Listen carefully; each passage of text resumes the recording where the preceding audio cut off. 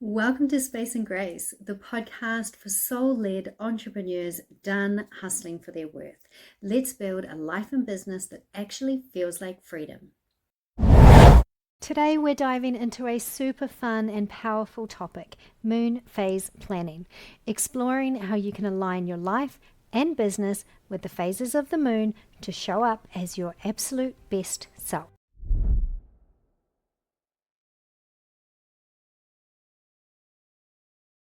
Hello and welcome to today's episode on moon phase planning. If you tuned into the last episode where we explored shifting from being resistant to being consistent, I promised we'd take it a step further and I'd teach you how to incorporate moon phase planning into your business. Now, if you're like most people, you've probably been taught that to be successful, you need to be constantly productive, working hard and pushing through and hustling day in and day out. But here's the truth.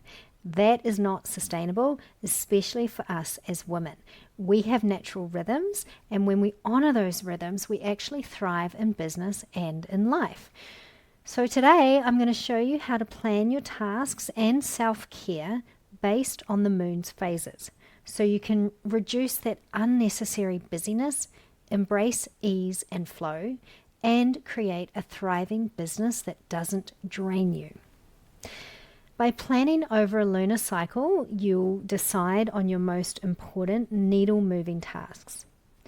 You'll effortlessly manage your most important tasks without feeling overwhelmed. You'll feel accomplished, calm, and in control. And you'll make space in your schedule for self-care and to just slow down. The first step is to do a brain dump. You just write down all the activities you want to do in the next month. And if you're anything like me, there is a lot. Be sure to include the activities that are going to help build or sustain your business, like marketing, sales, client delivery, operations. So once you have your massive brain dump and you can see all the things you're trying to do, the next step is to decide on your self-care activities. And yes, I now count self-care as a business strategy, not something I squish in when I'm feeling utterly drained and exhausted. We often overlook our needs because our business baby is so demanding, but you're the boss. So decide on the activities you'll do that will amplify joy and creativity, because we are meant to have fun. And this is often the last thing we prioritize. Step 3, decide on the most important business activity for the next lunar cycle. So we've been taught that the only way to succeed is to push and hustle no matter how we feel. But a more feminine approach results in a more balanced life and a thriving business. So take time to assess where new stuff fits in and if it's really important. And just plot out one activity over the month so that you can clearly see how much is involved, how much effort will be required, and then decide if it's worth it. Head to the show notes to download my free moon phase planning guide, because this will be much easier to walk through when you see the visual. But for now, just imagine that there's a circle and it's divided into 4 quadrants. And we're going to move anti-clockwise from the top. And I'll explain which activities to put where. So from the new moon to the first quarter, this is where you start to see the moon again, right? After it's dark. So this is a really good time to set your intentions, to brainstorm, research, and to take a bit of action just to gather more information. So you're not going to do a lot in here, but you're just going to take a little bit of action, maybe talk to some people about your idea or whatever you've got going on, and just gather some more intel. Then the next quarter is from the first quarter to the full moon. And remember, we're moving anti-clockwise around that circle. So this is the time to focus on your planning, because you've just taken a bit of action and received more information during that previous phase. This is a great time for pitches and conversations and collaborations, and for batching content, especially outward facing content like videos for your marketing. I have so much energy during the full moon, and my emotions are also really, really full on. And sometimes I think it would be better for everyone if I was able to just hide from the full moon, because stuff gets really real. It's quite a feisty time for me. So I just always tell my kids it's best not to poke the bear during a full moon. And what I find is I might be fine, but then somebody will have a go at me and then it's on. Like, I'm not likely to start an issue, but I will explode if provoked. So fair warning to you. And what's really interesting about doing moon phase planning is I know this now. I never used to know this about myself, but now I really, really do. I also cry a lot during the full moon. I don't know. I guess it's the time when my body finally gets to release whatever drama I've been holding on to.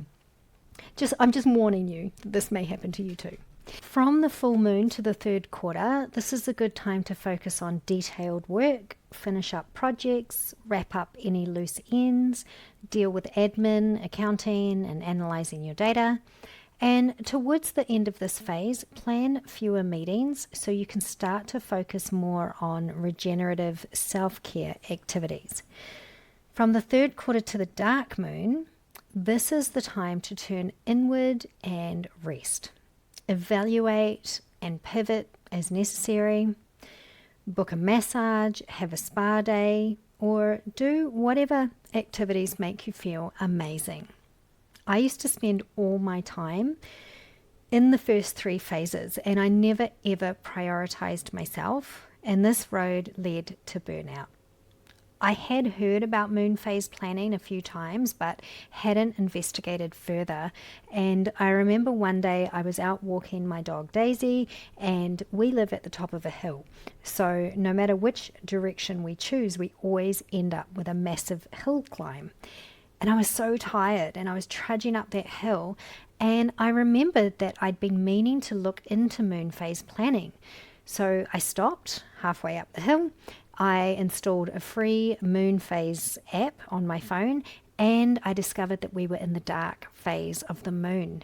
And I remember feeling so much relief. And I believe the phrase I came out with was something like, "Sweet, I don't have to do shit."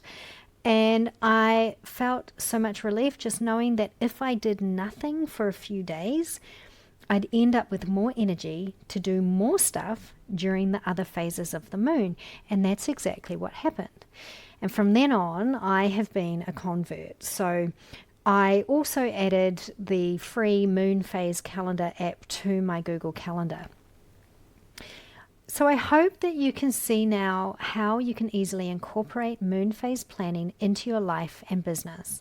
And I hope you've given yourself permission to rest and nurture yourself, knowing that your business will thrive as you thrive. Alrighty, so there you have it. Moon phase planning offers a beautiful way to align your life and business with nature's rhythms. You get to decide on your most important tasks, manage them effortlessly, and still make room for self-care, because let's face it, we thrive when we rest and when we nurture our creativity and when we give ourselves permission to just slow down.